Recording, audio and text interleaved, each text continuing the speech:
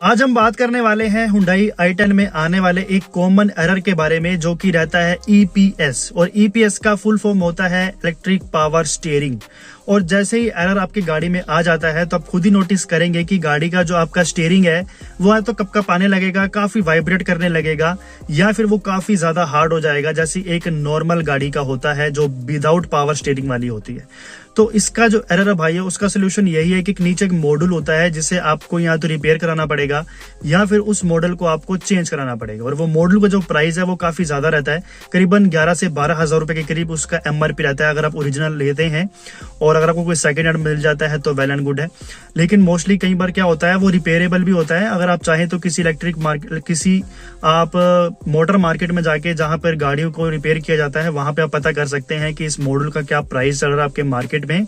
और अगर वो रिपेयर हो जाता है तो बहुत ही अच्छी बात है, क्योंकि रिपेयरिंग की जो कॉस्ट है वो ज्यादा नहीं पड़ती है। और अगर वो रिपेयर होकर काम चल रहा है तो बहुत अच्छी बात है। मेरी गाड़ी में भी कुछ इसी तरीके की समस्या आई थी, EPS का एरर आ चुका था। गाड़ी चलाते चलाते अचानक से जो स्टीयरिंग था वो इतना हार्ड हो गया था कि उसे कंट्रोल करना भी मुश्किल हो गया था। और उससे पहले जो है काफी समय तक जो है मेरा स्टीयरिंग काफी कपा रहा था, यानी कि वाइब्रेशन बहुत कर रहा था।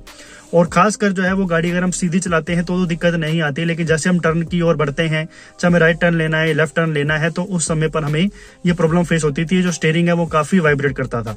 तो उसका जो प्रॉब्लम है वो मॉड्यूल में आए हुए कई बार क्या होता है, मॉइस्चर आने के कारण भी वो प्रॉब्लम करता है, या फिर कुछ कई बार टाके होते हैं उसके जो बोर्ड में वो लूज हो जाते हैं, जिसके कारण भी ये प्रॉब्लम कई बार आ जाती है। तो जैसे मैंने टाकों को रिपेयर करवाया, उसको प्रॉपरली लगवाया, मेरी जो प्रॉब्लम है वो ठीक हो गई। तो जैसे कि आपको मैंने शुरू में बताया कि EPS की प्रॉब्लम को 2 तरीके से सॉल्व किया जा सकता है। सबसे सस्ता सोल्यूशन यही है कि जो मॉड्यूल अभी गाड़ी में आपके लगा हुआ है उसे ही आप रिपेयर करवा लो, तो सस्ते में काम चल जाएगा। और अगर रिपेयर कराने के बाद भी बात नहीं बन रही है, फिर आपको नया लगवाना पड़ेगा, जिसका कीमत करीबन 11 से 12 हजार रुपए के करीब रहता है। या फिर अगर आपके मार्केट में कोई सेकंड हैंड मिल जाए तो उससे भी काम चला सकते हैं। तो उम्मीद करता हूं आपको समझ में आ चुका है कि इस एरर का मतलब क्या है और इसका क्या सोल्यूशन है।